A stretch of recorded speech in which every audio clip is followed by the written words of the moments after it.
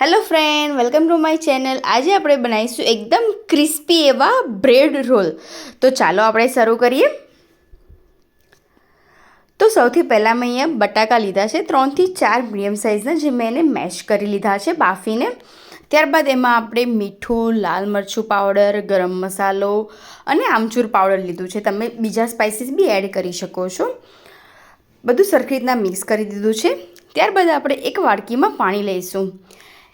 એમાં આપણે બ્રેડને થોડીક એવી પલાળી એમાંથી બધું પાણી નીચવી લઈશું.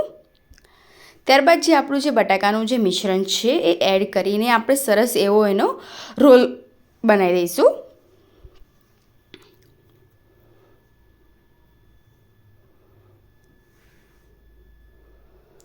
તમે જોઈ શકો છો સરસ એવો રોલ બની ગયો છે.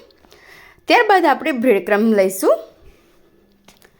બ્રેડ ક્રમ્સમાં એને આપણે સરસ એવું રગદોળી લઈશું, જેથી આપણો જે બ્રેડ રોલ છે એ ઉપરથી સરસ એવું ક્રિસ્પી થઈ જશે. તો આવી જ રીતના મેં બધી બ્રેડના તૈયાર કરી દીધા છે. તમે જોઈ શકો છો. હવે આપણે એને ડીપ ફ્રાય કરી લઈએ. ધીમા ગેસે આપણે એને ડીપ ફ્રાય કરીશું જ્યાં સુધી ગોલ્ડન બ્રાઉન ના થાય ત્યાં સુધી. તમે જોઈ શકો છો સરસ એવું ગોલ્ડન બ્રાઉન થઈ ગયું છે.